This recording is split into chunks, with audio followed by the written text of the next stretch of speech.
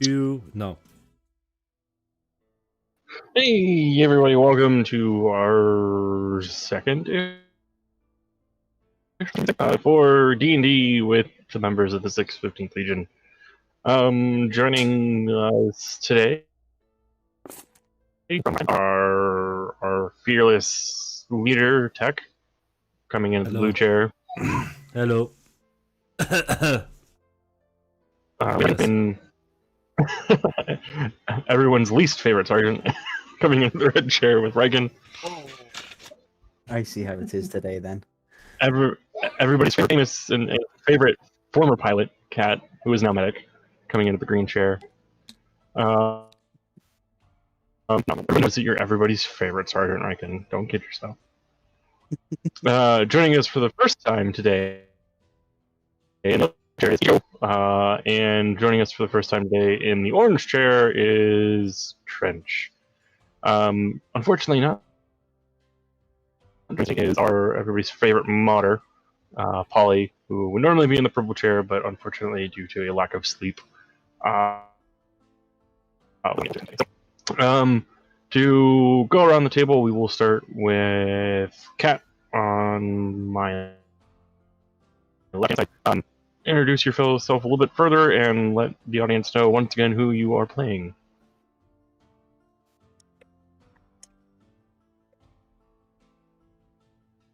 Tend to drink every time we play. I play a character named Kat who's a pirate and drinks a lot.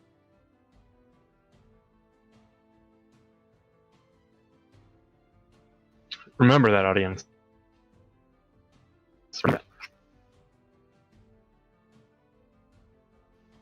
Your turn, Tech. I'm a maniac pyroman guy who doesn't really like anything or anybody, and who likes to turn people into zombies when he learns it soonish, hopefully. The next one. Okay. I'm playing the character Marvelous Destroyer. I am Wild Elf, Warlock. Let's say I am a little bit clumsy or striving for something else.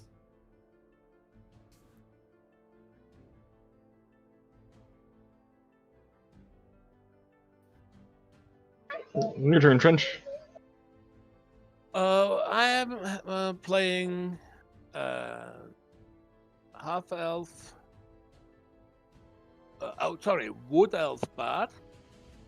And yeah, I do what bards do: drink a lot, flirt with women.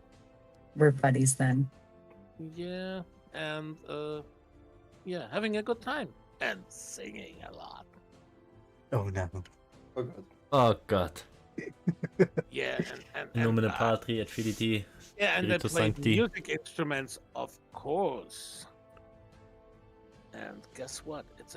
My main instrument is a bagpipe. Oh Oh, shit. beautiful. Oh shit. Yeah. That's actually pretty cool. No, I'm not Is a being, what? I can be Is a sarcastic. what? Is a backpack? I understood backpack. Bagpipe. Dudelsack. Ein Nudelsack. Dudelsack. Sag ich ja, Nudelsack. It's a Scottish instrument. Yeah, we know. That's the problem.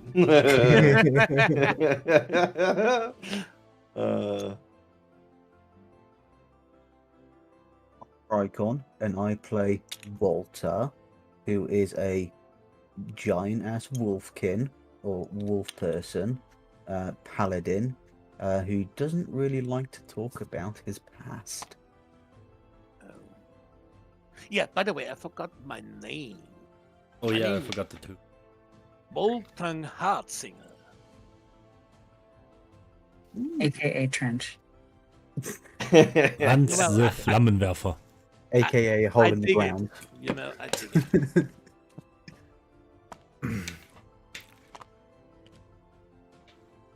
And of course, our lovely game moderator. Clone Sergeant, not Clone Sergeant Major, Clone Lieutenant I'm not a clone, sir. 0501. I corrected me. Clone Lieutenant 0501 here with his famous beard. Which he shaved off. And for our audience, no, I have not shaved off my beard. I would never do so. I did the stupidity. It's a horrible thing. Because it got warm at work and then was cold. Oh, yeah, this past week it has been in the temperature.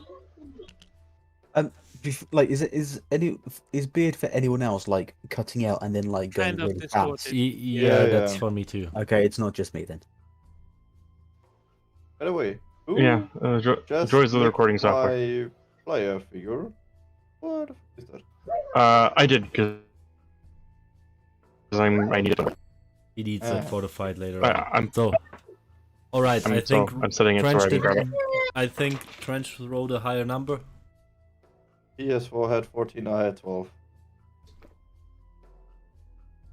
Yeah, everybody's health should be set from the previous thing that occurred.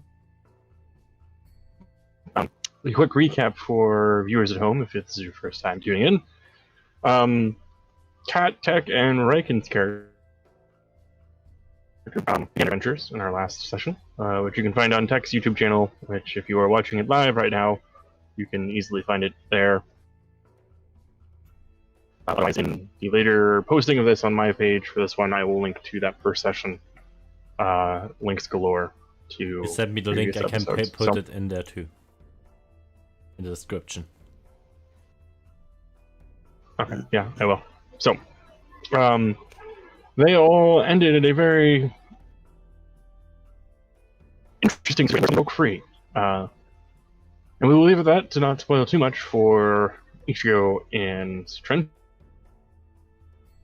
I believe it was Trench had the higher number, right? Yep. Okay, Trench. So, an elf from a faraway land of some kind. So you have come to Adventoria for whatever that reason may have been. So the question I have for you, have you been here for a while, or are you just showing up? I have been here for a while. I mean, a short while. So, Okay. not years, but let's call it months. A couple of months. 3-4 months.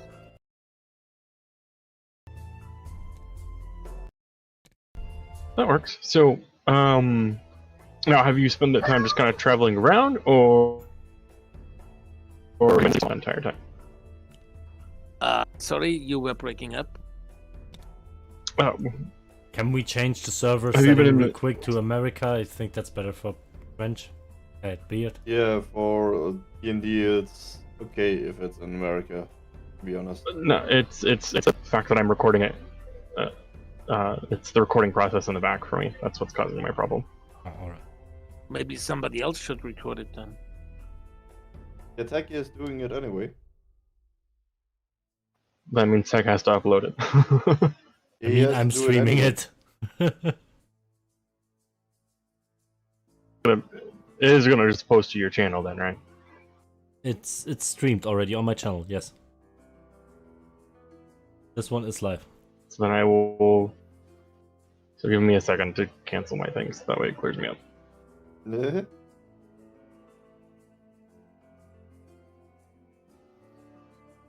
Okay, can you hear me better now? It seems Yeah. to. Yes. Yeah, seems to be better. So, have you, Trench, spent the whole time in your adventures of being in Adventoria? Have you been in Stonehall this whole time, or have you been traveling around for a little bit?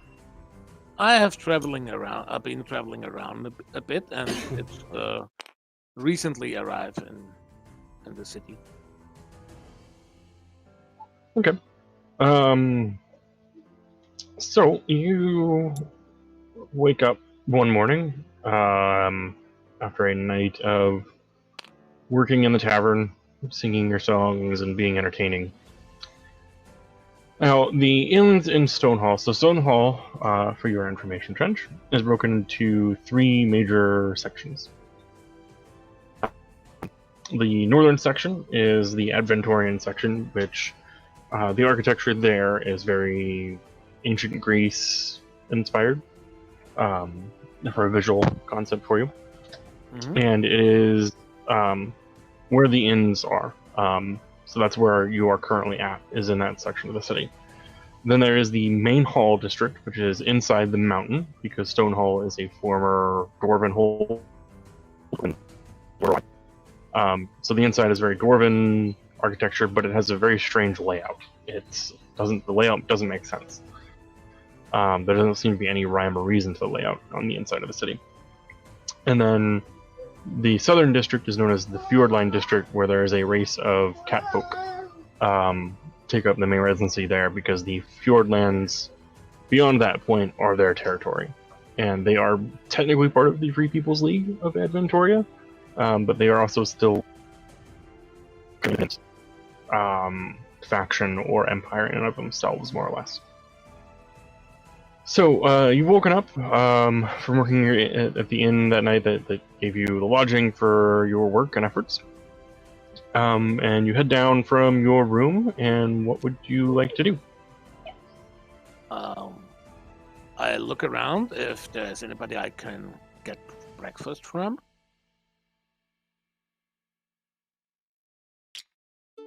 Yep, you are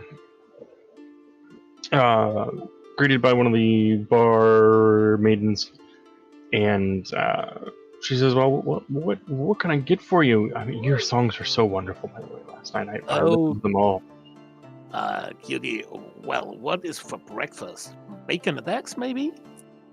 Oh, we can certainly get that for you. Anything for you and your talent. Yeah, and some meat if you have. Oh, right away, sir. And she is clearly smitten with you, and she is glad that she's the one who was working the morning shift.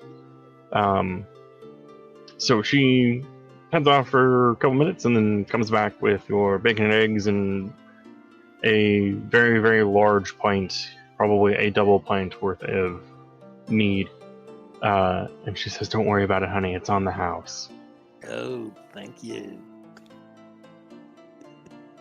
It's always a pleasure to have a beautiful woman doing some favors for me. Maybe I can pay you back sometime soon. Oh, this is going to faster than well, I don't work tonight. Yeah, that's great. Well, maybe after I finish working tonight. Well, that just sounds swell. Looking forward to it.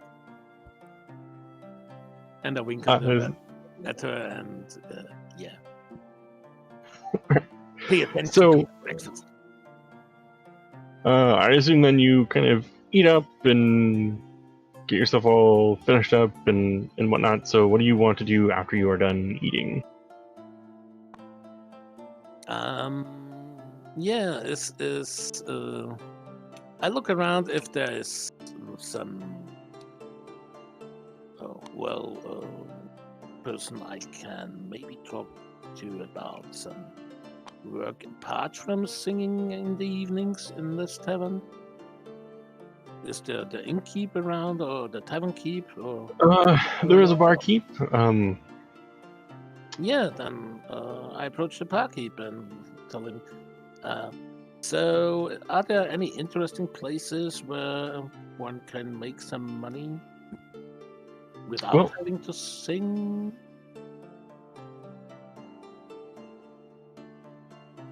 So the barkeep kind of looks at you, a little confused, because you're a bard, and you just spent the night singing.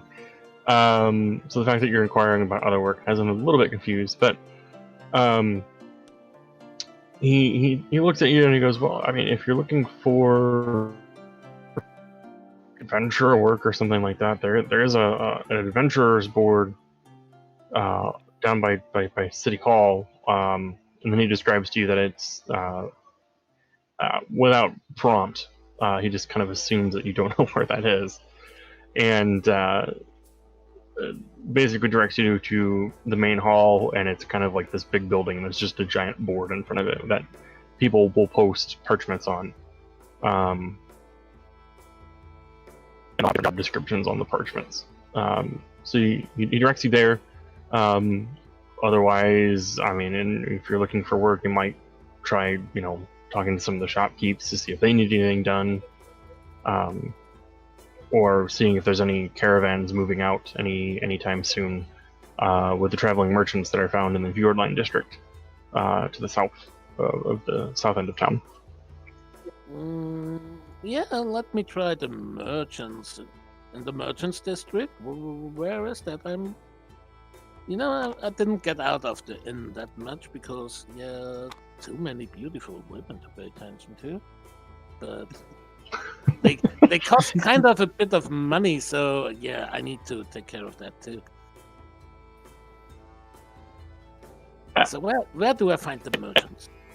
Shops. So if you head south down the main road through the main hall district, out into the southern district, the Fjordline district, down one of the streets, they have open spaces where just merchants can go and are going down, because the pop-up wagons and merchants that pop up their little stores there will stand out of place versus the architecture that's there. So you can't miss it. Okay. Thanks for the advice. You're welcome, sir. And then I assume that you... Yeah, I leave in that direction, yeah. And do I pass the serving wench that brought me breakfast on the way out, by the way? Maybe?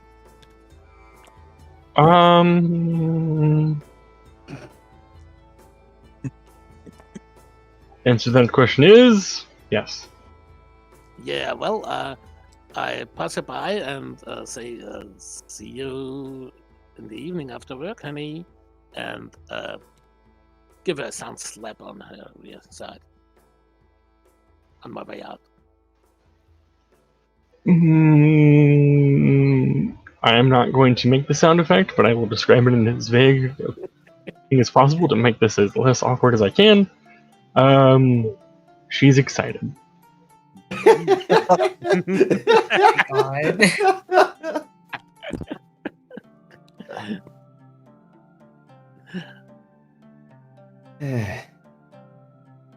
Okay, let's the awkward moment pass. And, One of me in the background. Yeah, and I wish you made the noise. Yeah. Well, my 3-year-old is currently in the background, so... Rather not. Okay. We let you slide then. That's his best excuse for every time. The joys of being a dad with a 3-year-old, it can always be my excuse, and it's almost always true. Yeah. So, with that, you kind of head more or less directly, which is a bit of a ways. It's a little bit of a walk. As I throw pieces accidentally. So after a little bit, you move through the Dwarven district, or the main hall district. With its weird circular but not circular design. One notable thing as you're passing through, you do notice that area that the barkeep was talking about, where that message board is. But one thing that does stand out is in the center of the Dwarven district, and I mean the dead center. This object to continue south on the main road through the Dwarven district is this giant. The best way to describe it is like it's an onyx or an obsidian, but it's not. It's neither one of those materials. This is kind of the look it has. It's just this giant black stone, and it's massive. It's probably about 20 feet wide and shoots up to the ceiling, and goes to the very top of the inside of the mountain, cave top, whatever you want to refer to it as. And it does appear that it does go underneath as well. And it's it's kind of like a 20 or 30 degree angle too, so it doesn't go straight up. I mean, it goes straight up, but it goes straight up at this angle.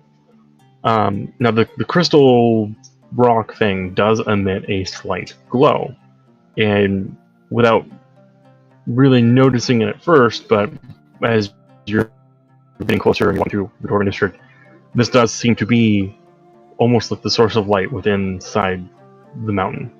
And in fact, as you start to exit out of the Dwarven District into the Fjordline District, you notice that on some of the buildings there are smaller versions of this stone that are put into like lanterns, and they emanate a faint glow to light up the area that's around it.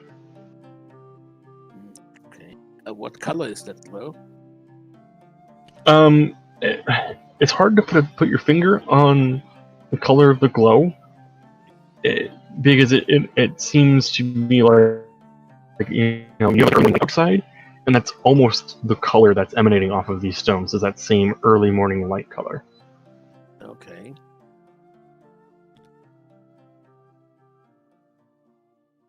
Okay, so I have a quick look on that.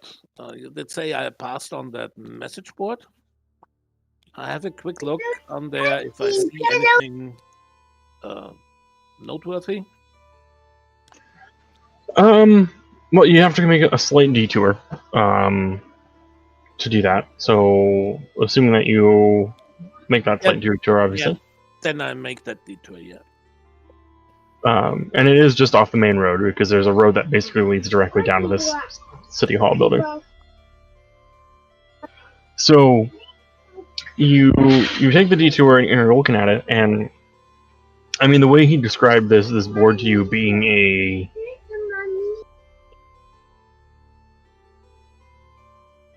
the way he described it, it seems like it would be adventurer work, but you're looking at this board and it's like, elderly man seeking help with groceries, or need help with insect problem inside my home, or like it's just like household work. Like, yeah, okay, no, not interesting enough. How high is your passive perception? Passive perception. Let me see. Passive perception 14. Okay. Oh, yeah. Passive wisdom perception 14. Yep. So you are looking, and like kind of underneath the papers, you see this paper that looks different. Yeah, I have a closer look. I mean, difference seems to be good. Okay. So you take it, and it's a different color for starters, and all it is a set of instructions that seem to direct you into the southern part of town. And no further description about what kind of job this is leading to? Nope. It just tells you to go to a specific spot, which, oddly enough, sounds kind of like it might lead you to a market. Curiosity kills the cat, and my name is Cat in that instance. So, yeah, let's follow those instructions. So you follow the instructions, and you're going along. Oh no, Riken disconnected. Out here, and the best way to describe the architecture here. Are you still there, Riken? Hopefully he reconnects.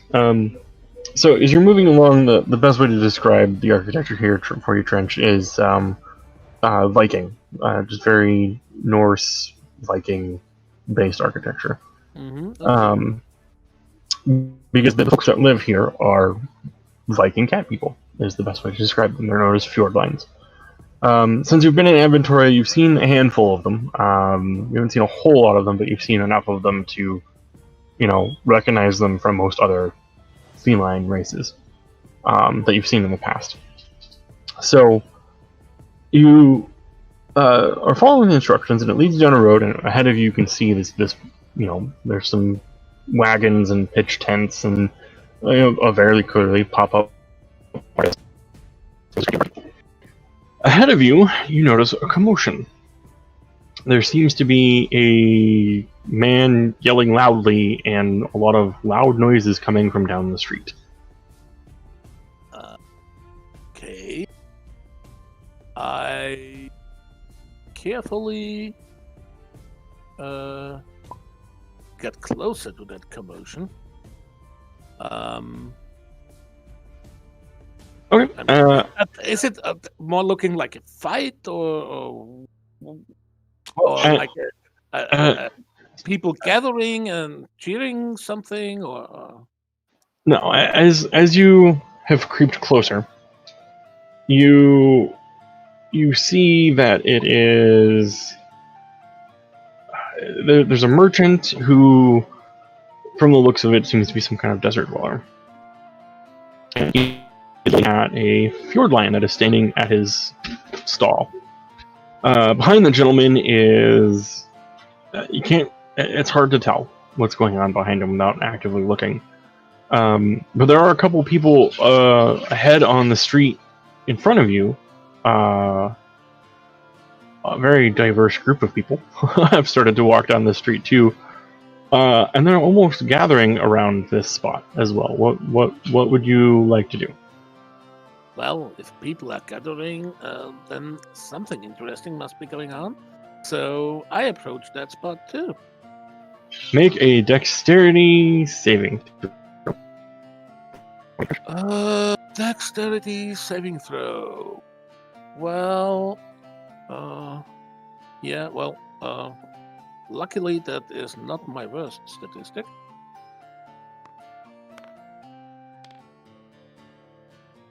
That is a 16. Alright, almost as if you had spider senses, the area in front of you explodes. And you hear the loud sound of something snarling. And that is where we will leave you until we get caught up with everybody else. Yay! No hit points lost? No hit points lost. You are your spidey senses kick in, and you matrix dodge pieces of pop-up markets that come flying your way. Ooh, that was close. So that brings us to Ichigo. So Ichigo, you sir are a wild elf. Now, unlike friends at home, unlike the wood elf that Trench is, who is from a far off land, you are from the lands that are on the continent. So you're from not the local area, but you're from where everybody is on the continent. Yep. For our viewers at home, because I don't think I really described wild elves that much when Kat's character came in the last session. So, as my game Singing is my job. Tell him that. So, wild elves, for a best visual description, are a tribal nomadic type people. On the continent of Deimos, and they are very reminiscent of Celts or Native American Indians of the United States, and things along those natures. So you are from there, but if I remember correctly, you have been exiled, was it? Basically, yes, because since I lost my family there, I tried to make up for myself, but I couldn't do it really quite well, and I was a nuisance it seems, so I had to go there.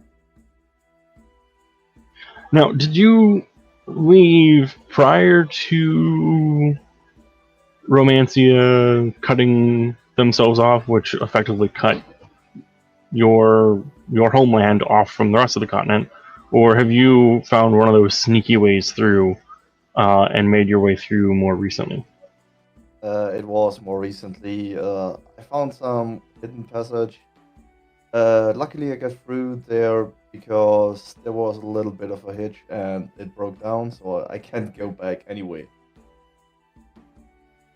Fair enough. So, since then, I mean, that's, this has been within the last month or so. So, kind of just travel at this point, I would say.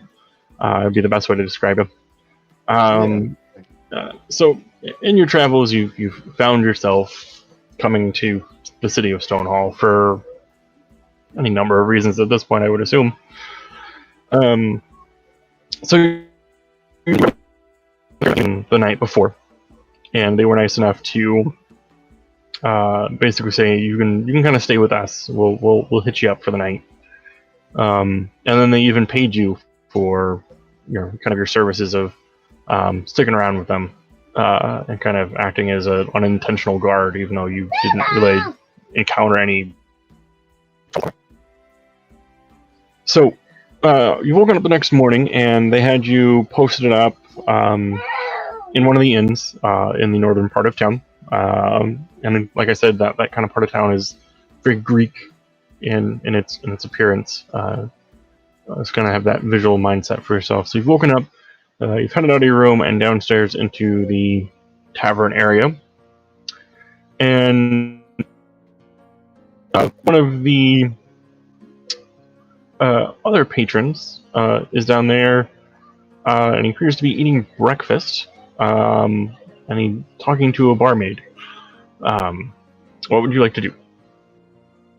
I would go over there, ask if she has some food for me. Doesn't matter really what it is, and if I need to pay something for my last night. She said, "No, I will get this gentleman taken care of here, and then I'll bring you over some of the and the gentleman that you came in with, they paid for your room, so you don't have to worry about that. But it will be 2 gold for breakfast." Yep, sure. We go for that. Thanks. I'm gonna go ahead and steal 2 gold everything. Yeah.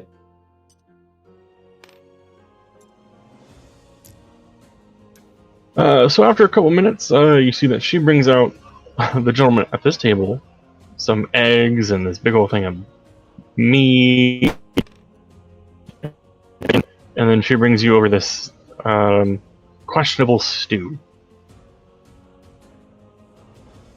I would kindly ask her what that is, and if she didn't take that, maybe somewhere where she shouldn't take that.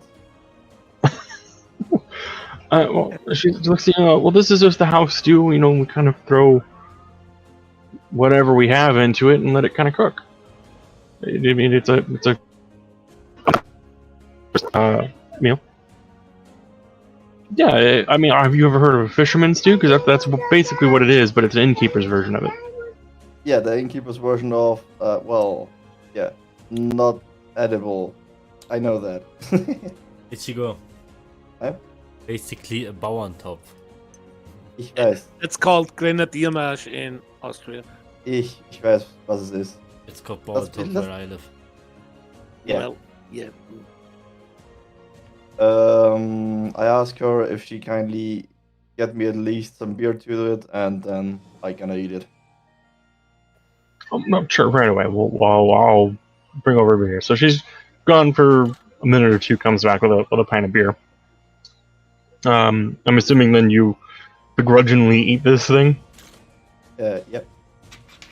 So you take a bite of it, and it's actually not half bad. It definitely does not smell or look, but it wasn't like the best thing you've ever had. But it is okay. You've had worse. Yep. So you gobble up your breakfast. The other patron in the inn finishes slightly before you and heads off after talking to the barkeep for a moment. And what would you like to do? Get out from the bar and let's see if we can find something to work, because I do need some more money to live. So yeah. So you head up to the barkeep and looking for work, and he kind of looks at you and goes, "Huh? The other gentleman just asked me the same question." So he kind of looks at you and goes, "Well, I mean, you can head out the door and just follow him, I guess. But there's a notice board in the main hall inside the mountain where you can find jobs posting there. Kind of like an adventurer's board that you would see in other parts of some of the other city states or some other areas, depending. Or you can maybe inquire with some of the shopkeepers to see if any of them might have work. Or if you're looking for more guard work, you can head down to the Fort Line district in the southern end of town and see if one of the pop-up merchants there, or one of the traveling merchants there, needs guard work." I would go to the let's say marketplaces like that, where the workplaces are posted.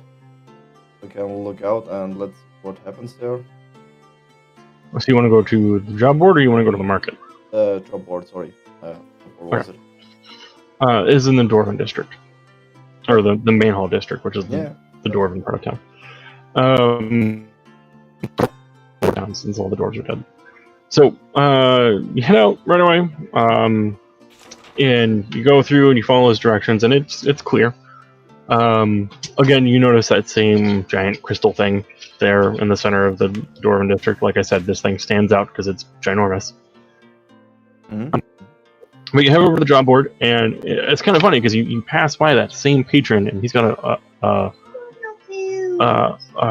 strange colored piece of paper in his hand. You don't really get a look at it as you're passing by, but you just notice that he took this colored piece of paper off the board. So you're looking at the board. What's your passive perception for me? Wait a minute. Passive. Wisdom is on 2. That's 14 on the top. Passive wisdom perception 14. Yeah.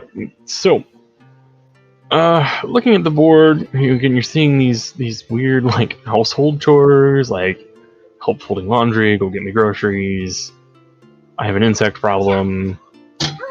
Help me feed my cat. There's even a lost cat posting on there. But then you notice underneath all the papers there's another piece of colored paper, similar to the one that our patron had as you walked past you. Well, let's get the other papers aside and at least read what there is. Reading it is a set of instructions that seems to direct you to the...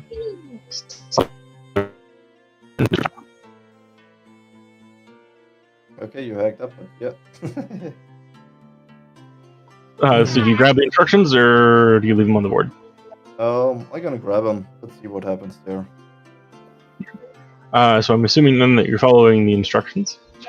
Yes, I will. So you follow the instructions, and you're basically following almost. I mean, you're a couple feet behind, but you are almost following exactly where this other patron that left the inn just before you, who has a similar, if not same, colored sheet of paper in his hand. Having unintentionally followed this gentleman for a little bit, you can tell he's an elf, similar to you, but he's not like a local elf. He's an elf from somewhere else, where of the same elven tribes that you're part of. In fact, he's really nicely dressed in comparison to what you are normally used to seeing. So, I mean, he's dressed more like humans are, right? More than like your elven tribesmen are. So, coming around, you're directed to turn down due to the instructions. You see that coming from down, or you hear from coming down the street, that there's a bit of a commotion coming from down the street. What do you want to do? I'm gonna watch from the side and try to listen closely, but do not get too close. Okay. Go ahead and roll a perception check for me. Which one is that? Damn it. You will roll a d20, and you should have a perception skill. You will add your perception skill number, which is 4? Right here. Perception 4, yeah. So add that to your d20, whatever you rolled there. Just let it down. Okay. It roll, but yeah, 12 plus 4. It's 16. 16. Okay. So as you're inching closer, ever closer, what you see is that there is some kind of desert dweller merchant gentleman who is yelling at a fjord line. Who you mean from the tales of giant, menacingly muscular cat people. You can tell that this guy is probably a fjord line, and he's like yelling at him, and he seems to be yelling at him about a deal or an arrangement that they had, and the fact that it's changed. It seems that the merchant is wanting double the original cost that they had agreed upon, meaning that they will only pay the agreed upon amount. As you're slowly inching a little bit more closer, you're trying to get a look behind the merchant, but you can't really see because there's a bunch of people that have shown up on the street just before you, and it's almost like a crowd is beginning to gather. From behind the merchant, there is something in a cage that seems to be attempting to break loose. And the merchant is occasionally yelling at the fjord line and then turns and is clearly yelling at some people that were behind him to try and contain this creature. And from the sounds of it, they're not going to be able to do it for much longer. What do you want to do? I want to try to sneak past so I don't get hit or delivered like health at the moment. Okay, so roll me a stealth check. So your d20 and then add your stealth skill to it. Okay, 4 hit. Oh. Still is under 6. dexterity. It's 6. As far as you know, you can't be seen.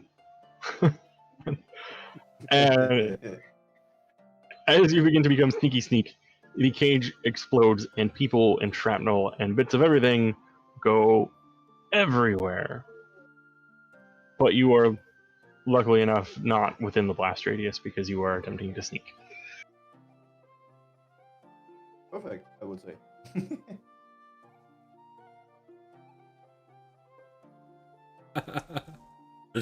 Oh, that So reminds me of that- something. Take a stare so it doesn't get hurt.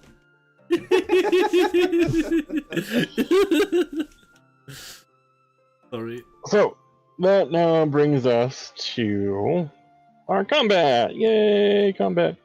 Yay! So everybody, as a refresher, you obviously have your character. Hey, wait, I was behind a tree, you said.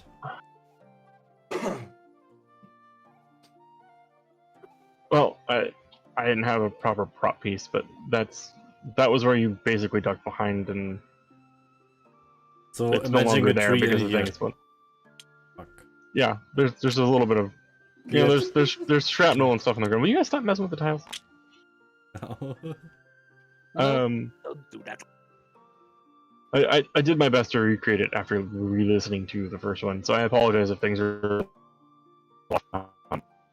but it's a general representation. So on your stuff in front of you, on your little tan, orangish, whatever color you want to see where you have your gold and stuff stacked, there should be a little representation of your miniature. So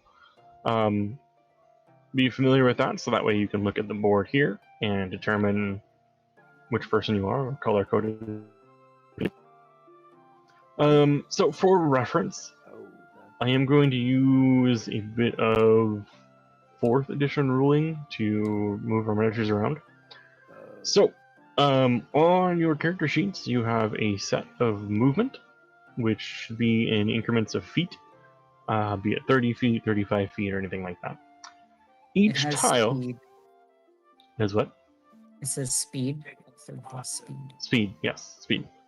So that would be your speed is in measured in feet. Now each tile Where is is that? going to Ah, there. 30. represent. Each tile on the board will represent 5 feet. So if you can move 35 feet, you can move across whatever the equivalent of that is in math, because my brain stopped working right there. 7. 7 Yes. tiles. So you can move 7 tiles if you have a 35 feet. So if you have 30 feet, there'd be 6, so on and so forth, higher and lower you go. Where is the speed? What So if the it's DnD 4 rules, means you can't go Ah, there. diagonally, right? Okay. Correct. I mean, dials are kind of funky when it comes to 4th rules. Yeah. I don't see why we couldn't go diagonally, since I'm only using the 4 rules as a baseline.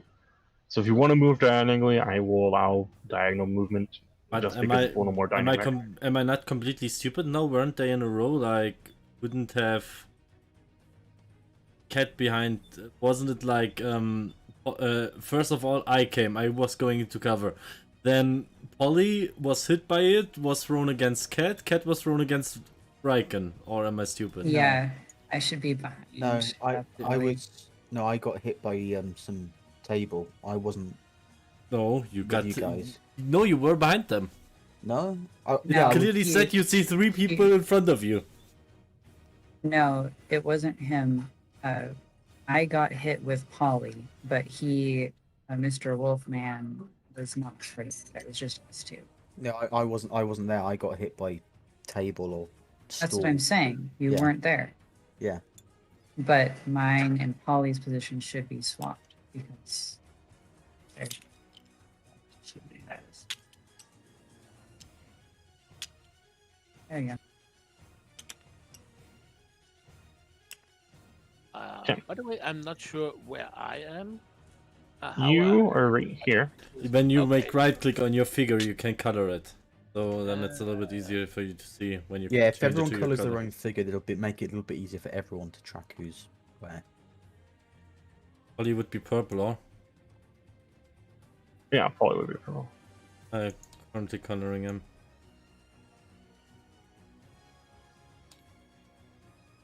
Like, I think that's a little bit easier.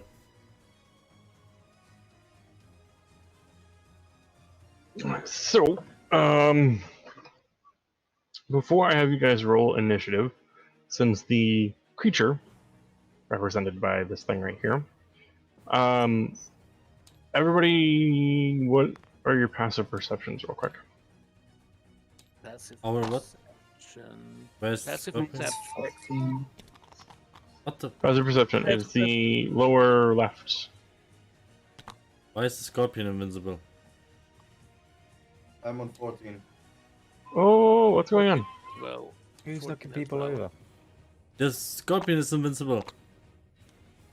You don't move your thing, your miniature over other miniatures.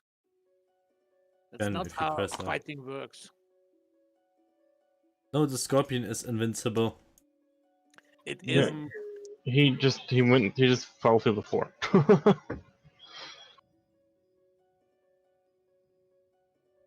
That's No, Invisible there for is no some reason. I Scorpion. don't know why. I can't see him. He was just there. Was Yeah, and then somebody grabbed him, and I didn't saw the hand color. Yeah, I moved it Yeah, so I that way see. I could mess with it and try to fix it. Yeah, I don't know why he's invisible right now. Give it. Maybe is there a refresh or Where something? is it? Right here, Tech, where my hand is. Oh. I can see if I hover over it. That's weird. Have you got it? Oh. Oh, there it goes. Ah, bitch. Ah, No, it's I'll do it. Stop messing with it. Too many hands in the pot. Which skill did you said you need? Passive perception. Passive perception. That's on the left side of the sheet, the lowest number. It's a rather small number.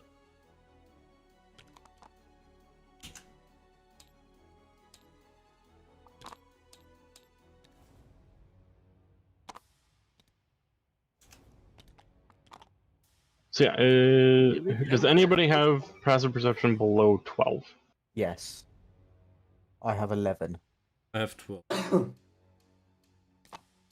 So if you have a passive perception higher than 12, you see that the creature is a giant dog-sized scorpion.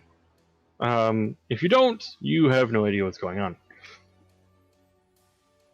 Or at least you have no idea what the creature is.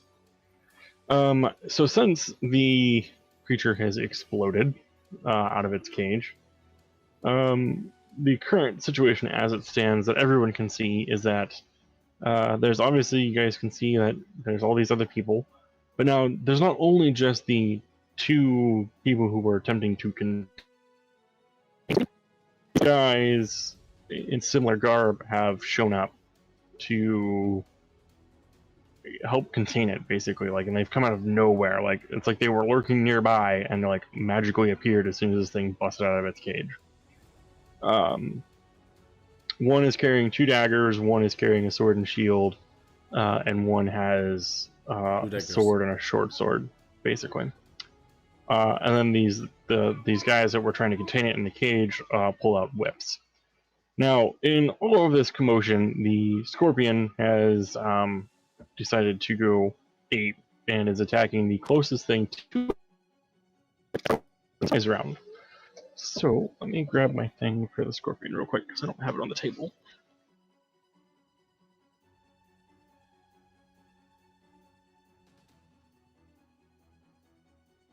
So, the scorpion is going to reach out and attack one of these. Oh, naturally, it's not in my book. Give me 2 seconds to find the creature card for this.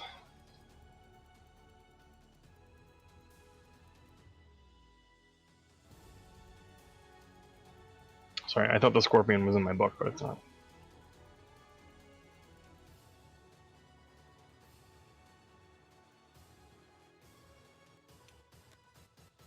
Okay, so he reaches out to attack one of the, for sake of reference, we're just going to call this guy a Beastmaster. So one of these guys with a whip, he goes out and is very, very angry. He is going to claw at him and actually attack him with his stinger at the same time. So he's doing both of these actions.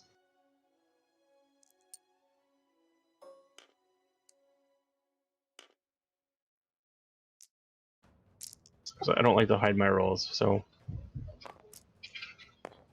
he is going to miss with his stinger, but his claw attack is going to snag this guy. And oh my goodness. Oh, owie.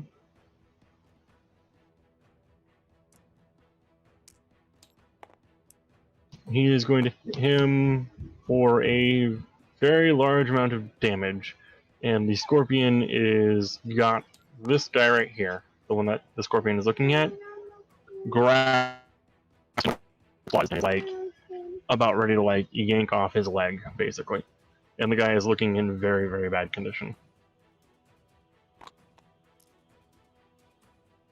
And with that, I want everybody to roll a d20 and add your initiative to it.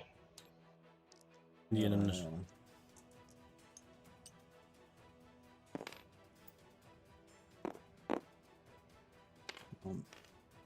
Where is initiative? Should be towards the top of your character sheet. Huh? I didn't ask Oh, for that 2. dice. Okay, I have 17. What initiative? Am I stupid? Yes, Oh my Eva, do the God. speed. I can't even get it in the tower. I have 0. Oh shit. I got 7. But I throw 14, so It's where's 11 total, though. initiative? Where was initiative? right on the top, in the middle, The next to the shield symbol. Oh. What was yours, Tech? 14. 1-4. Trench? Branch. Sorry, I was muted. 15. And Riken. 3. Ow. Ow. Yeah. I've Woof, got no woof. initiative bonus. Oh. Yeah. Well, So- there are supposed to be people with a. You were throwing a d20, or Riken? Yes, I pulled a d20 out of the bag. You know, it's not the dice with the 4 sides. I mean,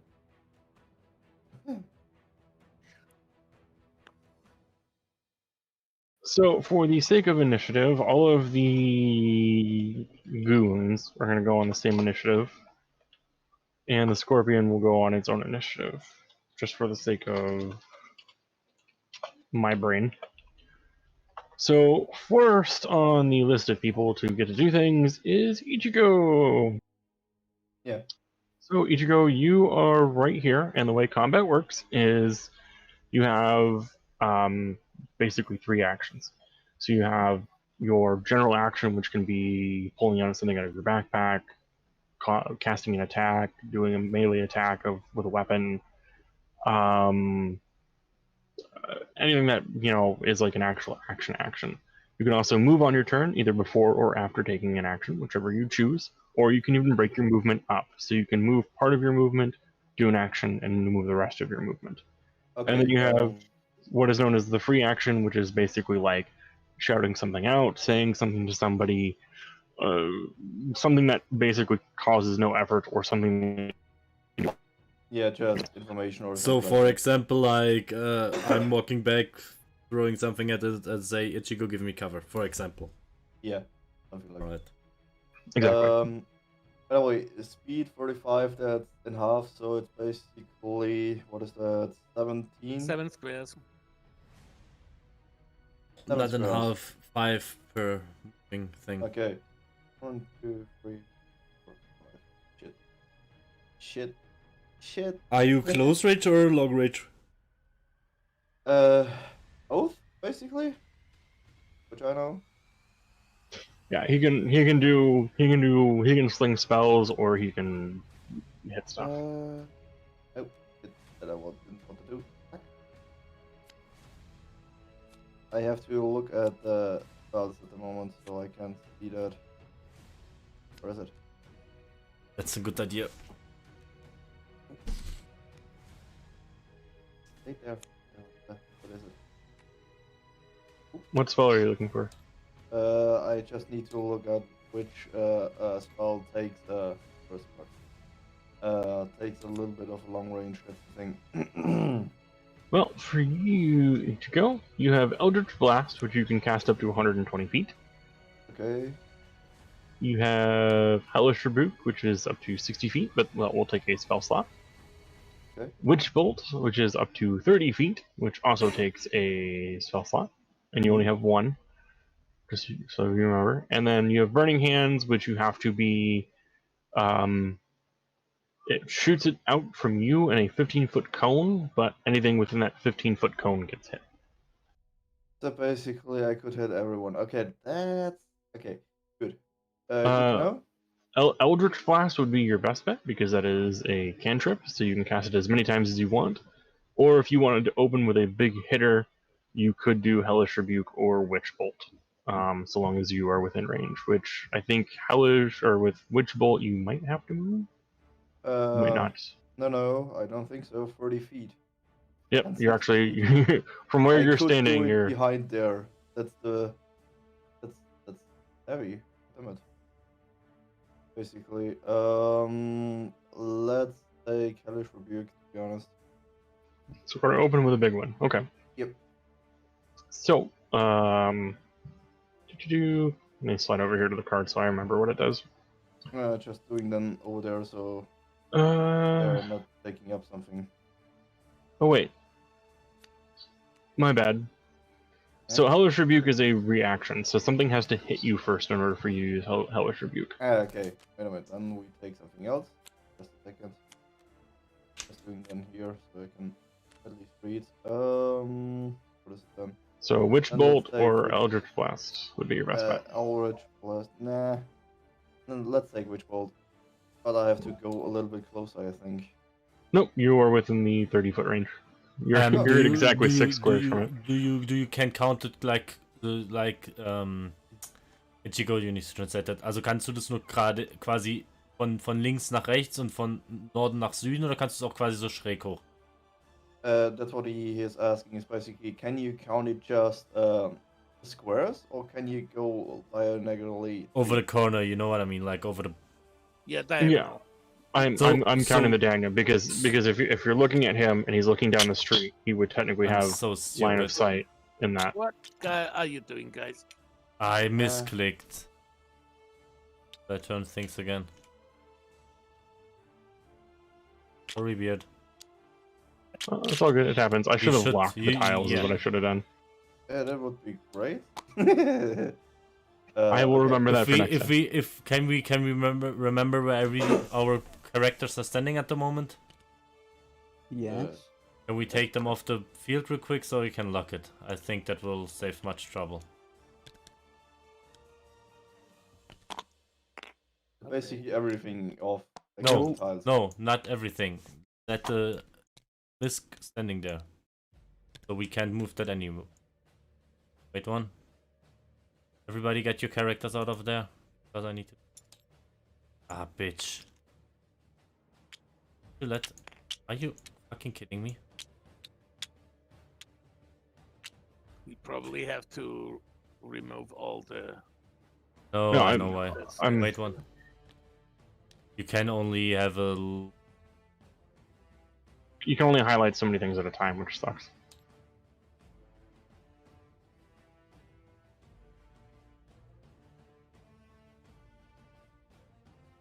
Are they movable now? No. Yeah, everything looks like Stop. it's locked, so you're going to put it back on. Okay. Yeah. Now the player thinks to. That was my bad. Ah, It must have gotten caught. Oh, wait, You were that was- one to the right for me. Yeah, and Riken, you were one more to the right too. No. I was Oh, there. French. I was Oh, you were diagonally there. off that. You're. Oh yeah, so Yeah. Yeah. Second, you were. Alright, I remembered where mine was. Shit. What are you doing, French? Isn't that... You were Where's to the right mine? for me. Yeah. Or you were one front of me? No. I was behind. he was Hello? behind you. Yeah, I was No, behind no. somebody. No? Yeah, you were behind the guy with the shield. But not behind me.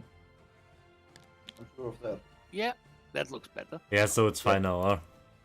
But Yeah. I think that's better than throwing everything away because we move our object. Yeah, and don't worry. character. Okay, good. What now? Good. Alright, so you still want to do Witch Bolt, right? Yeah. Hang on, let me get this last guy into position here. He's being a pain in the ass. You know what, screw it. He'll be right there. Alright, so let's Okay. slide over here so we can take a look at your spell. So Witch Bolt, so you are within range.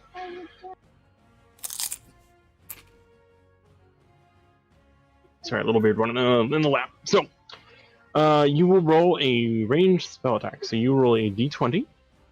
And if you look at your character sheet over here, Ichigo, Yeah. on the top part of your second sheet where it says spell attack bonus, you're going to add this 4 Okay, to the d20 roll. 19, so 23. Holy crap. Okay, yeah, that's going to be enough to hit. Scorpion.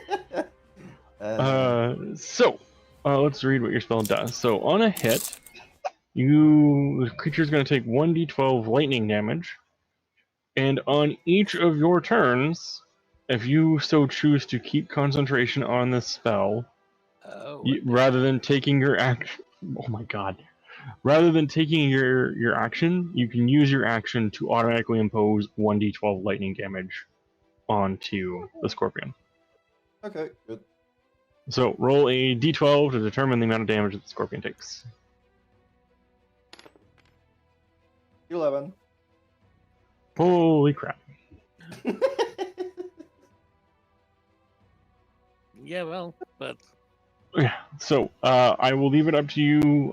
If you take any other actions, Ichigo, that will basically expend your spell slot, and you won't be able to do it any further. But on your next turn, you can decide to whether you want to keep the spell going and cast lightning on it and just roll your damage, or if you want to do something else. So think about it, and when we get back to you, let me know. Yeah. Yeah, you see, he maybe is being very sweet. maybe you don't have to decide anyways. Yeah, I mean, if everything and everyone dies beforehand, that will be a completely different situation. So, next up is our lovely devilly bandits, who these two guys in front of him. Well, the guy that's directly in front of him, who is currently bound to it, is just there screaming bloody murder, and is completely and utterly panicked. He doesn't know what's going on because he's just in the giant scorpion. However, the Beastmaster behind the scorpion is going to attempt to whip it, and Sorry. he, as Little Beard is in my lap, mimicking every word that I say, he whips it real good. My wife cackling from the We background. can hear. You mean your Yeah, witch? we can can hear hear the it, witch. The witch buster. Da da da da da. And he does a little bit of damage, but the scorpion just kind of like flicks it off like there's no issue.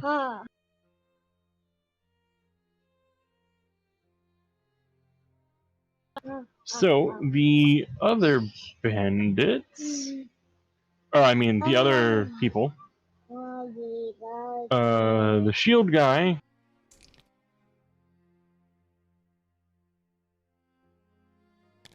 he runs in and attempts to stab it in the face, and he actually stabs it in the face. He I notes that. is going to do. I need to find somebody blah, with blah blah blah blah. blah blah blah blah blah. Yeah, he just blah blah blah blah blah blah blah People shouldn't blah play blah blah blah blah. inventory on the table. Hmm? What do you mean inventory? Well, somebody played with the card. So, hey, watch my dice. So he actually digs the sword deep into the scorpion, and it lets out a rather awful piercing sound that pierces your ears. And the scorpion is still looking pretty good, though. It's not, it's in pretty good shape still. However,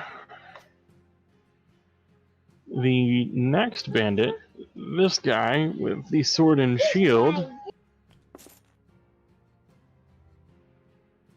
for some reason, Riken does not like the look of you, and he comes up and tries to smack you. What? What have I done? What with sword and shield? You mean with dagger and sword, or? The guy right here behind Riken with the two swords. Yeah, you said with sword and shield because I was confused. Oh, sorry. So does a 15 beat your armor class, Riken? I have an armor class of 16. So he doesn't. He comes up to you and like a really bad just like stab you, but it like smacks you instead, and it just kind of like tinks into your armor. I mean, I assume that you give him like a glance over your shoulder of like, really? Oh, no. I full on turn round and tower over this guy, and I fucking snarl at him. And I've still got wood in my shoulder. Hey, you know the That's right. movie, you know the picture in my head right now. He's running to Riken, screaming, hitting him. It's like a rock bouncing off. Riken turning around to him. He's like, sorry?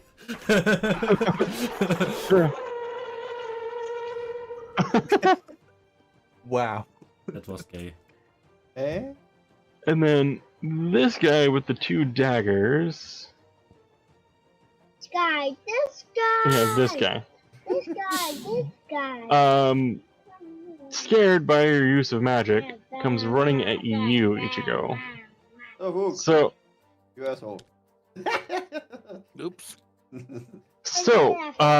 Luckily for you, he walks directly past Trench. So Trench, if he so wishes, can take an attack of opportunity. Isn't that an opportunity attack when he leaves my melee range? Well, he's moving from one square within your range to another square. Because he literally...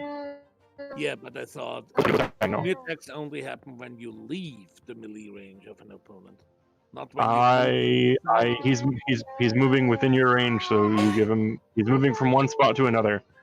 That gives you an opportunity to hit him. Okay, so yeah, well, of course I take an opportunity attack. Let me just see how much my rape. What, you rape? Rape. Rape. Oh. Rapier, Oh. dig, You cut it off at rape. Oh. How much my rape?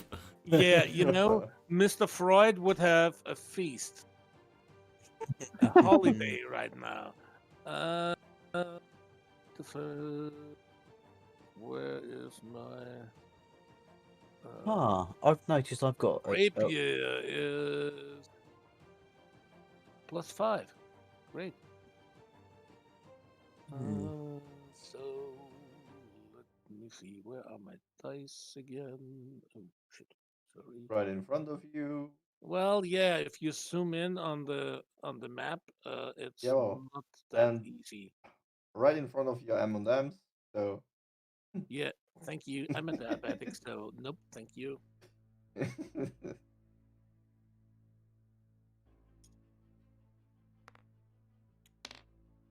Well, it was not intended, but 18 plus 5 is 23. I guess I hit. Yeah. Roll damage for me. That's, I think, D8 or D6? D8 plus 3. D8, I think, yeah. 8 plus 3, yep.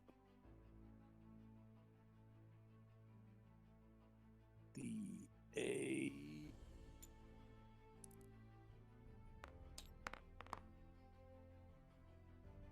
That's 7. Okay, so he comes running past you and attempts to stab Ichigo's character in the face, and you just straight up take his head off. Wow. That's What? what show you. So he's dead. I did rape his head. You eventually should have turned the laid him down so we see how many enemies we have killed. You know. This leave the guy, bodies. this I will this guy will who's remind you. who's badly I will remind you.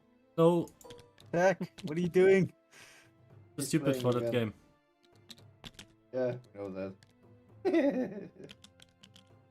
That's the Like wrong this one, Yeah. yeah, but this one here is hurt too. You know, I mean, he has no leg. How won't he fight anymore?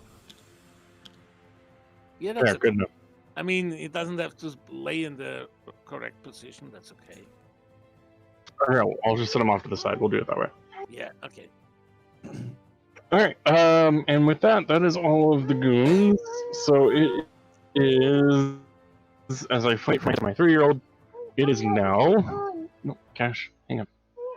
It is Trendra's turn, actually. Okay. So I see this one bandit did just attack an innocent, even if it didn't seem to hurt him. And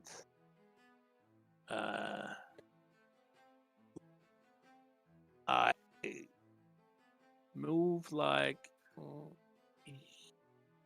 here, I guess. And then And start singing. That's playing the bagpipes, yeah. Too scared to enemy away. and I have take my bagpipes while I move, and I press them together and make a dissonant sound, and cast Vicious Mockery at that guy, Ooh. and say, "You want to be a bandit? You couldn't even steal your own money." Ow. Ow. Ow. Yeah. He's gonna need a burn heal for that one. Yeah, that burns, I hope. And he has to do a Wisdom saving roll. Which one are you doing it on? On the one on the most left one, this one. That one? Okay, so the one that attacked Draken. Yeah. He has to make a wisdom throw. Right, by the way, And Trench on save- the most left one is a little bit stupid because we look all from different directions. Yeah, yeah. You just have to pay attention from which side I'm looking from. Yeah, or you just take your hand and point on it. Yeah, that's what I Oh, did. Is a 10 high enough to make the save? I would say no. Let me see. Where's my safety C mentioned? Bloody hell! Spell Safety probably. safety 12. 12. would be- Yeah, 12. So what happens when he fails this? 1d4, and he has disadvantage on the next attack. Okay, so roll me some damage. 1d4 psychic damage, if that's important, but probably not at this level.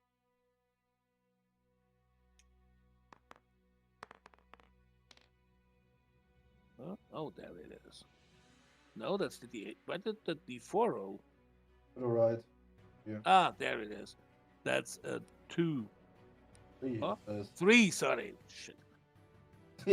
I'm a Yeah, old. well, people are pointing at the same dice I'm hovering over. It's my dice. Guys, keep your hands to yourselves. Yeah, right. Don't say that, Richie. That sounds so this, bad. this shouldn't be a rule we need to tell each other. Uh,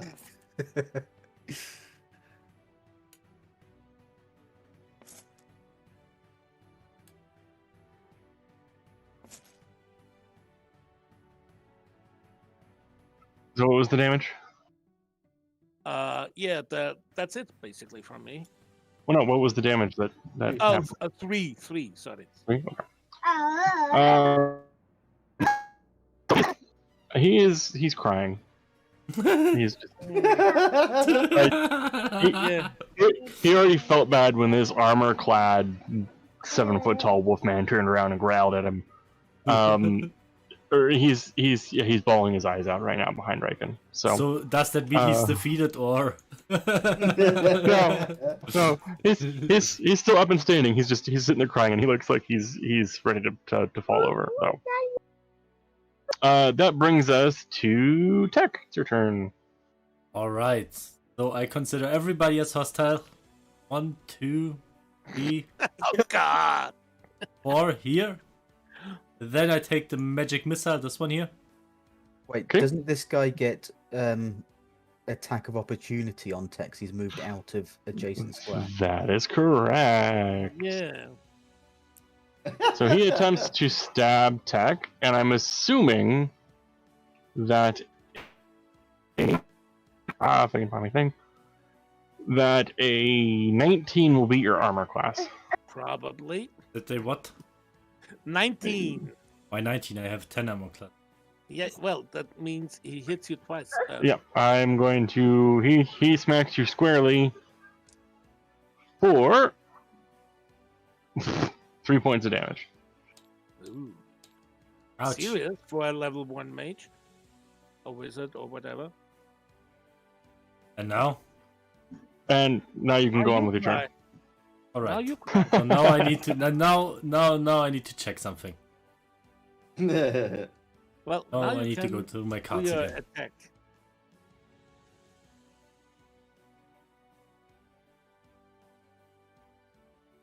With some of the spells that Tech has, like I fear the things he can do.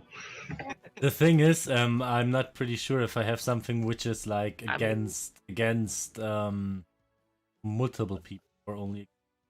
Well, at level 1, that would be difficult probably because I don't think Fireball is a level 1 spell. Yeah, I'm taking a look with your tech.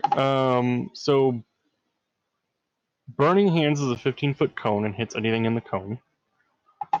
Away from many people. I think you could get this first one here with that. Wait, Maybe Well, get wait, one- but Depends on technically, whom technically, he I wants to I attack. still have speed points left, so technically I could move back here. Or 2 squares, basically. Are you counting diagonal as 1 square? Yes, I Or think, yeah, we are. 1.5? Yeah, we're counting it as 1 square. so in this case, Yeah. I would move back here, and then I would take my burning hands with a 15-meter range cone. That means I would have Foot. when I place that on this one. That's 3 squares, basically.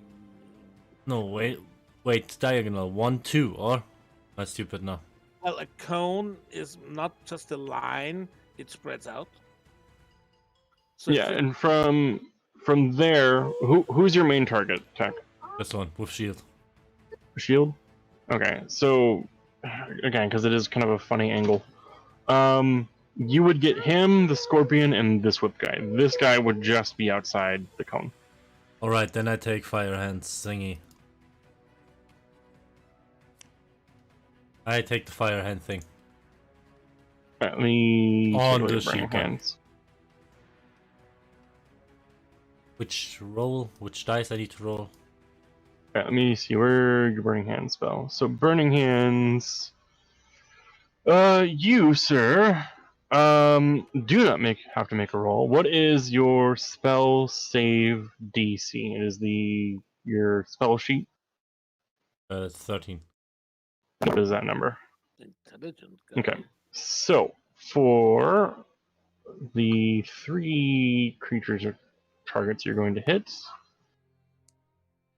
I have to roll and beat a 13. So the scorpion, definitely not going to do it, and neither are the bandit guys. So upon them failing, let's read your card again. Oh wait. What? So your card says, I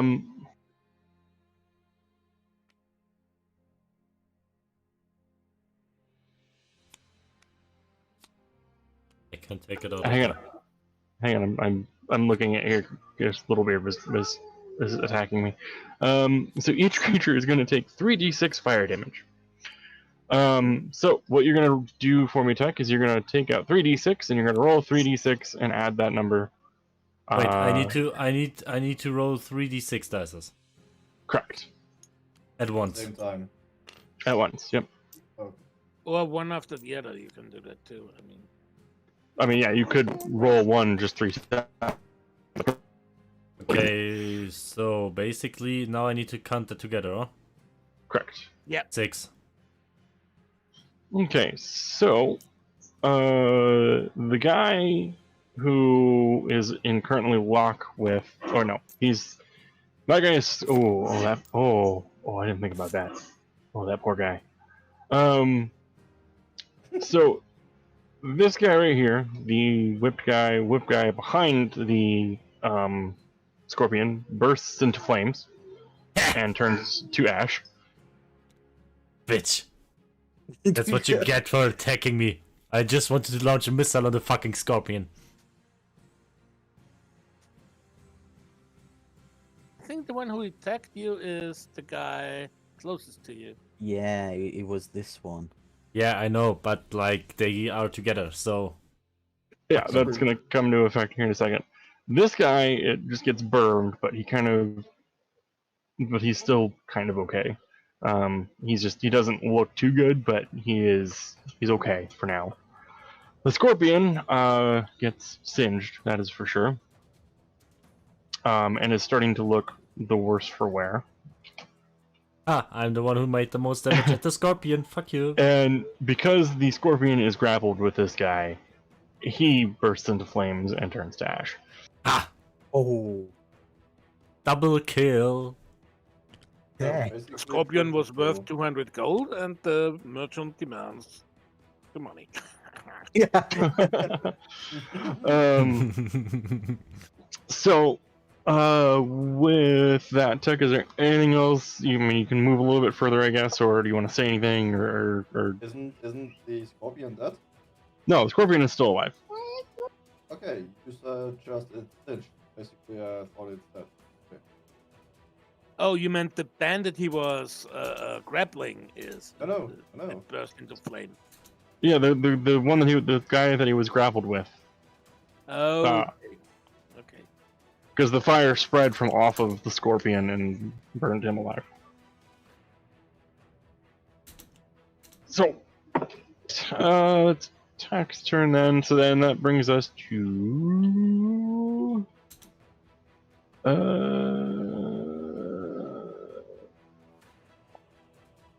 brings us to the scorpion. Actually, I haven't had my go yet. you're last. Remember, I thought the scorpion already had his turn. the scorpion got a surprise turn from jumping out of the cage. Oh.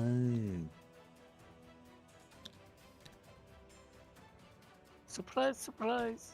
So he's not too happy about the guy who stabbed him in the face. as my wife says, yeah. I mean, even scorpions have feelings. Not a lot. Because well, the direct quote is, who wouldn't be, was her direct quote. So the scorpion has feelings too, because I mean, I got stabbed in the face, I wouldn't be too happy, and I'm pretty sure if a scorpion got stabbed in the face, it wouldn't be too happy. So he attempts to claw and sting the shield guy. He misses the claw, but he believes is going to sting him in the face. Very much so. So with that, ooh, I feel bad for this guy. I don't. Yeah. I mean, So he takes. Oh no. Alright, so he's still up and going, but he is looking really bad. And yeah, he has to make a Constitution save, which he passes. So he gets a stinger to the face, and so he's definitely not looking too good now. The guy with the shield, and then that brings us to Cat. Okay.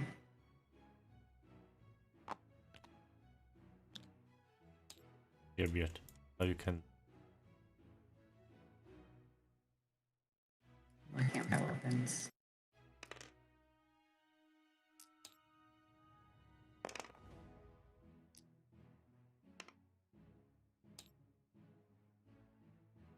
Can I hit it with I darts? forgot to roll initiative for Polly. Well, Polly's gonna go in the end then. Whoops. Sorry, what was that, Cat? Can I use darts from back here? what's the range on them? I'm not sure. Should Your darts? Oh, well, I could Oh, look it up in DnD. According to the card, minimum range is 20 feet, maximum range is 60 feet. So from where you are standing, you could hit the shield guy and the scorpion and the guy behind Riken, actually. You hit everybody with a dart. Okay. I'm gonna shoot the scorpion with a dart then. Okay, roll your attack. It's dexterity, right? Yes. I should already have your plus and minuses on there. So you have a plus 5. Wait, what? You have a plus 5 to your attack roll for the dart. Right here. You too. No, that's the damage. Oh wait, No, attack. that still don't do that much damage. Oh, the row of numbers right here is. Oh, I see.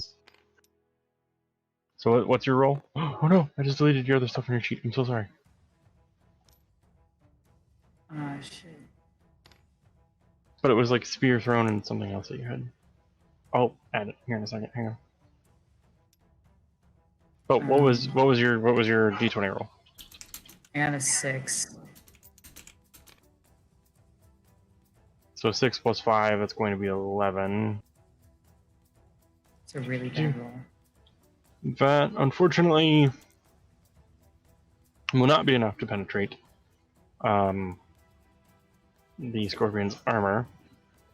Now, for a reminder reference, so when you guys have ammunition such as darts, arrows, things like that, I gave you the number of cards equivalent to your number of items.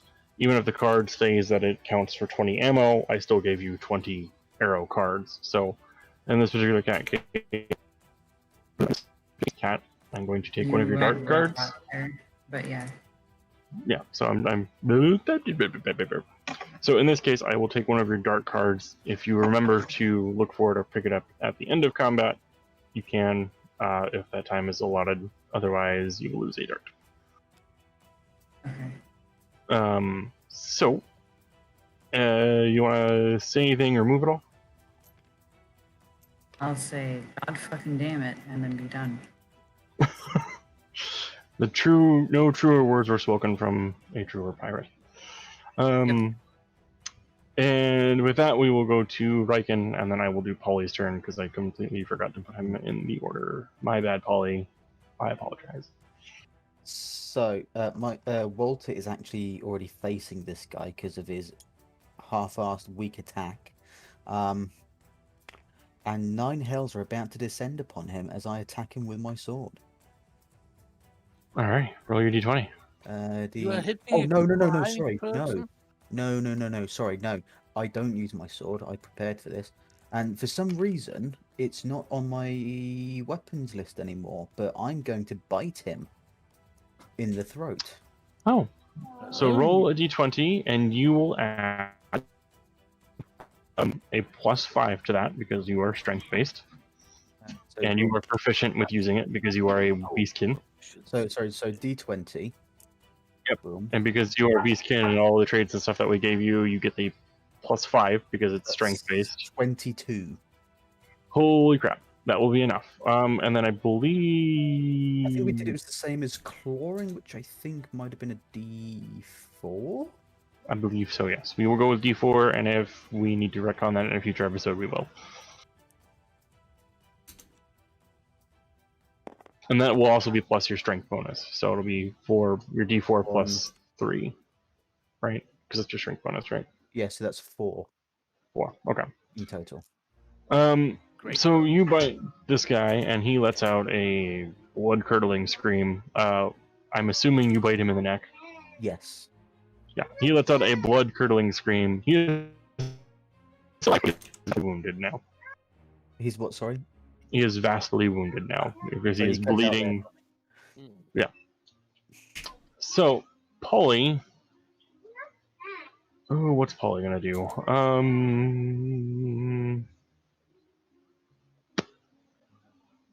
Polly is just going to run up and stab somebody.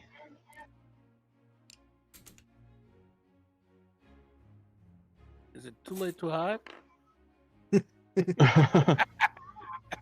In this particular case, he's just going to run up to the closest person. I know I kind of just had him move funky. He doesn't get an opportunity attack. I just moved him funky. And so Polly swings his sword at him. And is going to do enough to hit him. So he's going to roll his damage, if my screen will stop freaking out.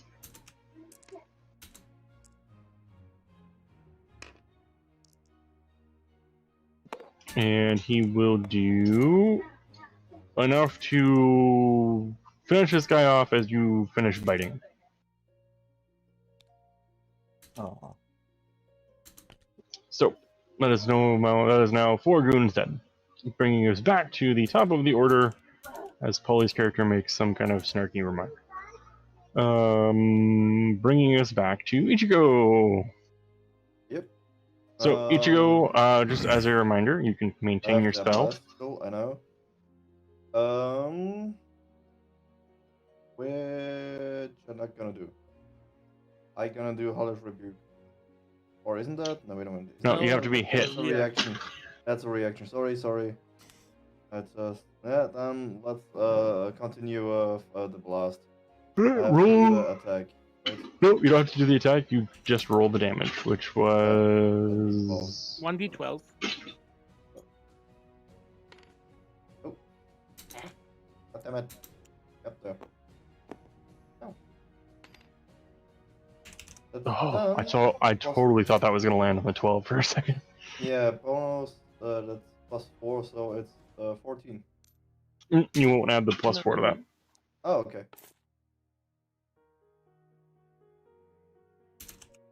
Yeah, this scorpion is looking bad. It is looking super bad. Do you want to move at all or say anything? Just a second. I'm gonna move to there. That should be it. Okay. So, realizing that all of his goons are dead, this guy finds it a hopeless cause and begins to run, but because the scorpion gets an opportunity attack because he moves away,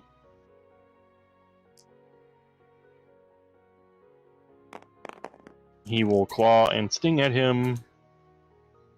The sting will hit, but the claw attack misses, unfortunately. So he stings him for... Wouldn't the attack of opportunity not be just one attack, anyways? not for the scorpion. Oh, okay. Actually, as he begins to run, the scorpion lashes out with his tail and basically stabs him in the back of the head, and he drops to the ground. So 1 kill for the scorpion. Hey, kill Not stealer. acceptable. And with that, that is the end of the goons, and they are no longer around because they are now all dead. Which then brings us to Tech's turn. Oh, no, Trench's turn. Me? Come on, Trench, I already killed it. Go kill that fucking scorpion. No, you didn't kill it because it's I still alive. already killed. I almost killed it. I would. Well, I turn towards the scorpion and press again against my bagpipes, and this screeching sound pierces through our ears, and I yell, "That is a stinger!" It burns looking at it. Well, The scorpion's non-existent feelings. Oh yeah, well.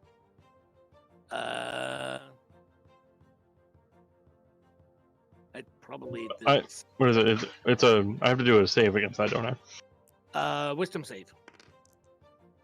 Versus 12. Verdict says a whole lot of no because it's crit fail. So what is the max damage? D4. Ow. And if it's still alive, disadvantage on the next attack.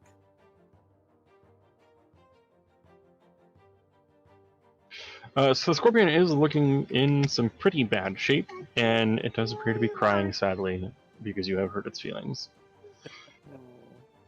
Poor thought. And Tech, it is your turn.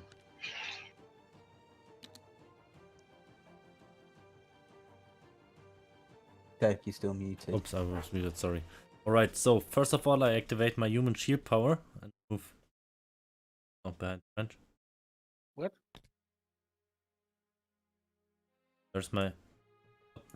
Where are you trying to go? Because this merchant stand has a stupid collision thing on it. I'm using the human shield, aka Trench. Now I need to look at my spells again. I just forgot. Well, remember that Burning Hands did expend a spell slot, so you only have Magic One. missile. 1 spell slot left. Yeah, I think to finish the main. Wait, and when do I get a new one? once you have a long rest, you can regain your spell slots. Basically tomorrow morning. So I throw normal fireball at him then? At the scorpion. And firebolt. Let's take a look. Check myself what do it. So you need to do a spell attack. So roll a d20 and add your spell attack bonus to it.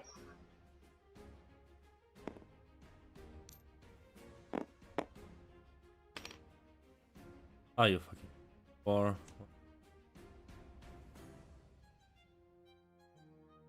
Ah, yeah. Top right. 5. This case a 9. That will unfortunately not be enough to pierce the armor of the scorpion, so you toss this firebolt and it kind of like dissipates on the hard carapace of the scorpion. You want to finish your move or say anything before the next person?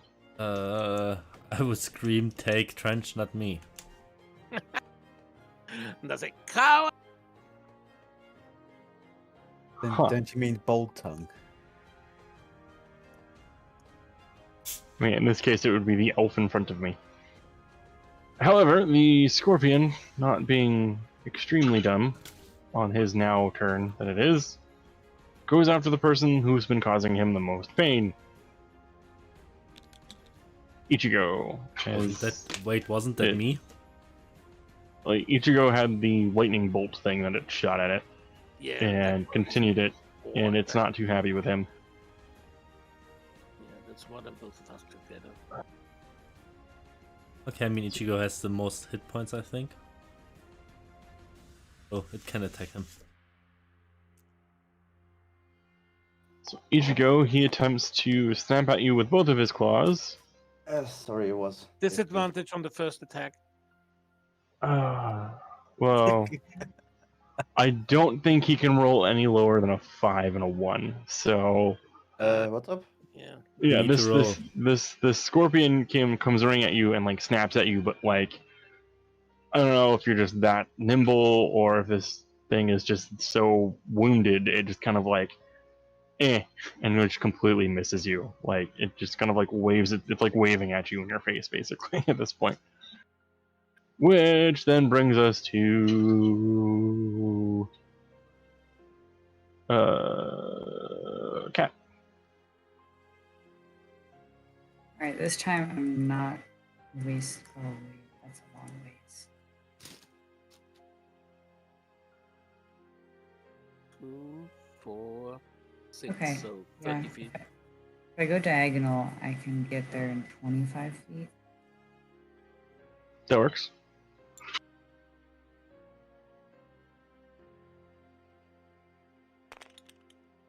Oops.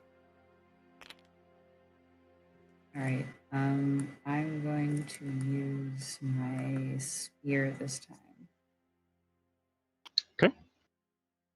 That's strength check, right? Or is that dexterity spell? The spear is strength, so it'll be your strength plus your proficiency. So +3. I have it all right here on the middle of your sheet.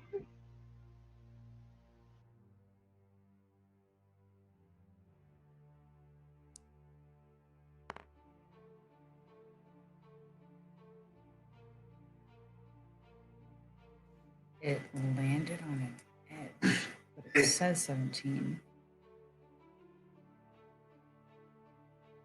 Then we will go with 17 plus 3, so 20 will be enough to pierce the armor. So damage is 1d6 plus 1.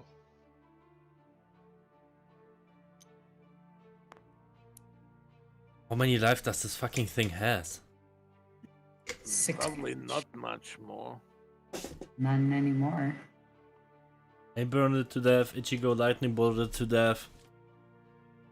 Trench, did 6 damage with the Trench made spear. it crying. I insulted it to death, but yeah. Okay. Trench, you really You made it cry itself into dehydration. So, Cat, since you are a monk, you do have the option to, as a bonus action, make an unarmed attack if you so choose. Can I kick in the ass? Okay, so roll a d20 and add your dexterity modifier to it. 2. Wow. So Well, that's that's a including your 5. modifier. Oh, okay. That's better. That's not gonna work, but it's okay. I already proved it. No. It's weird. You kind of like kick the dirt up from the road at it. It looks pretty pathetic, I'm So sure. it's blinded, right? So disadvantage on the attack. It's got dirt up its ass. It is slightly uncomfortable. That brings us to Regan's turn, as this now dirt-covered scorpion has been stabbed and shocked and burnt. Did my 8 damage do nothing? It looks really, really bad. Like, Okay. it's gonna fall any second now. I'm going to turn around. I am going to charge Move your character over there. 30 feet to here. If it'll let me. Then he falls over and kills himself. To there. As I've run, I've drawn my sword, and I am going to swipe at this bastard. So I need, what, a d20 and d8, yeah? Roll your d20 and then roll your d8 if you hit. So d20 plus 3.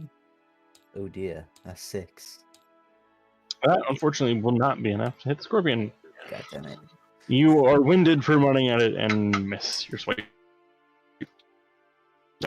Bringing us to Polly, who has no way of coming into contact with it, so he just kind of casually walks over here and just kind of looks at what's going on. Takes out the popcorn and sits there like, hey. Basically. Bringing us back to Ichigo. Mm-hmm. Wait, isn't the scorpion? Oh, it's Ichigo and then the scorpion. So you Oh. can either maintain your spell or you can do something else. Oh, let's maintain it. Where's the spell?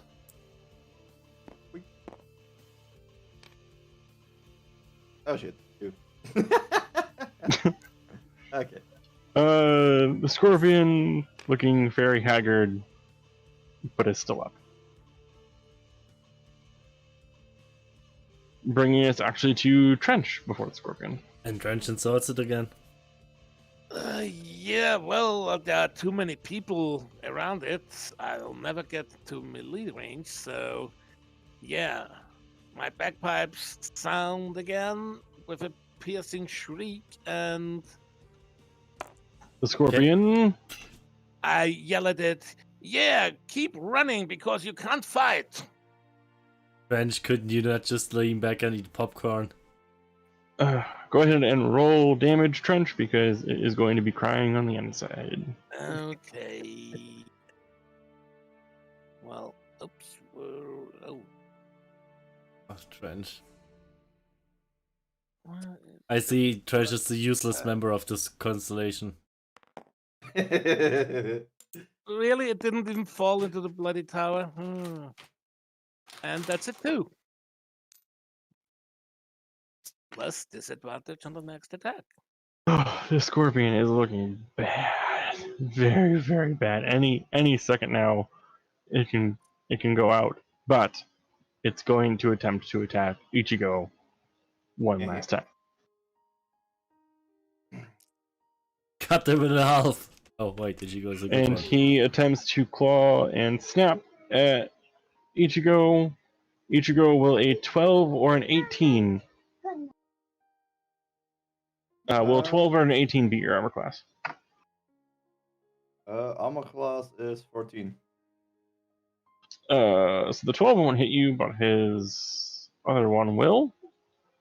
So he attempts to claw you, or he grabs you with his claw and deals 6 points of damage.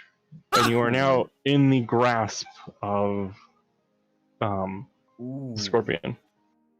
Ooh, at That's level hurt. 1, 2. Ichigo, I will save you. Wait, when I use burning damage now, do I burn Ichigo? Yep. Wait, we'll have to find out and No, see. no. A cone Man. at that range shouldn't hit Ichigo. I didn't talk. No, yeah, but the other one wasn't in the cone radius too. But the scorpion caught fire and I burned him. Because the Mhm. scorpion was on fire. Oh, if he that's because he sets was the scorpion grappled. on fire, I am dying. We will soon find out because it is now Tech's turn. First Well, party, first death, and it's in you second don't second. die that fast, honestly, but What's with my chill touch? Chill touch. Let's see. So you can cast it up to 120 feet. No, wait, no. I need to take the firebolt. The rest is like even more devastating. isn't a spell attack and melee range an opportunity attack? I have no melee. I could punch him with my fist, but like... In theory, but he'd have to let go of Ichigo in order to do that, and he doesn't particularly want to let go of Ichigo. Okay. Yes. So in this case, I need to take the firebolt against the scorpion again. So a d20 or? Yeah, you roll your d20 and add your attack, your spell attack thing. Your plus 5. 6, what? Plus 5, 11. Armor of the scorpion. What? It's enough to hit the scorpion. The scorpion's armor is too thick for the firebolt to penetrate. You It's should unfortunate. use magic missile that's auto hit. Now I don't understand anything anymore because didn't somebody else hit with less than me? No, not on the scorpion. The scorpion has armor, natural armor. So his Wait, but armor- I could have kicked him because Raikon was able to punch over the this one, so I would be able to, or? You are diagonal, yes. Okay, yeah. Now I would say Ichigo got, or what's Ichigo for race again? He's an elf. No, you can't have your tablet. I would say, sorry brah, I can't free you. So that brings us to Cat's turn.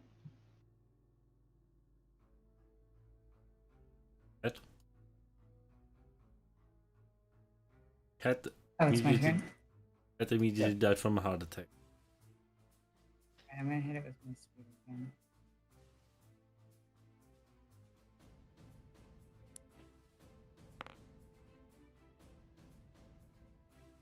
That's 12.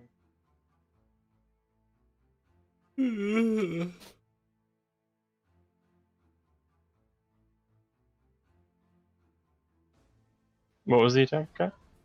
I rolled a 12. That includes your modifier? Yep. Unfortunately, that will not penetrate his armor. So you kind Ichigo, of I poke think him. you're going to die. So you, Get my like extra attack. no, you can go ahead and take your extra attack. Okay. Raikon, now it's on you. Oh, not yet. Oh, Yeah. 13.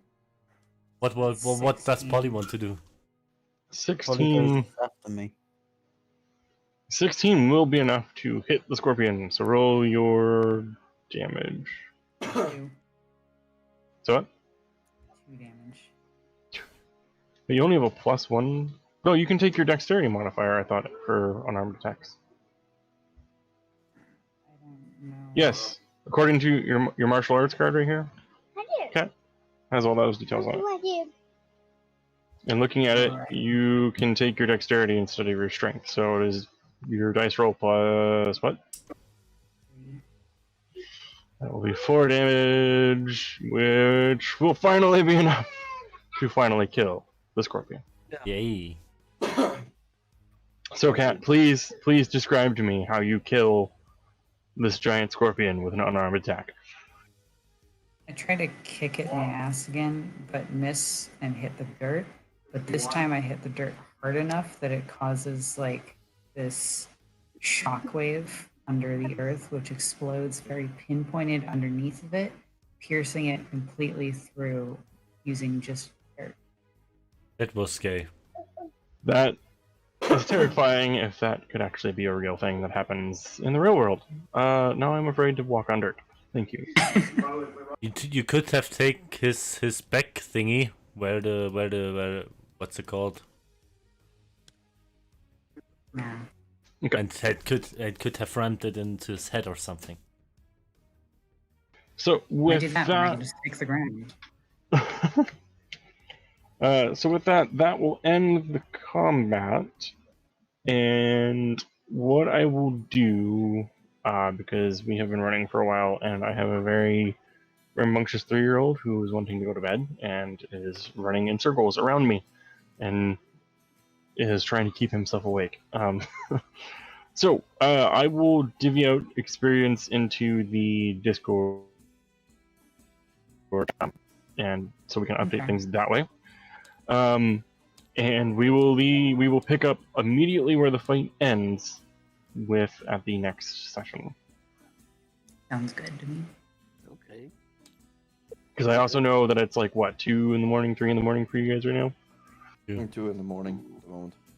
Yeah, probably So. too. Yeah, it is. No, it's a live. Yeah. It's a live server hours. Yeah, well, that still That's makes the it 2 in the American. morning for us.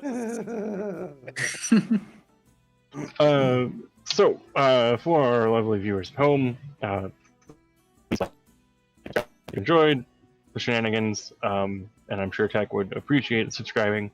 If you want to see us do other shenanigans, check out Tech's other videos, because we are all from a army unit called the 650 Legion, and the other videos on Tech's page are so feel free to check that out and check us out. We do our sessions every 2 weeks. So our next session for this group will be what's the date for that one? Probably the 7th or It's something. March It's like the 7th. 6th or 7th, yeah. 6th. Sorry. That's 6th or Sunday, not 6th, Sunday. yeah.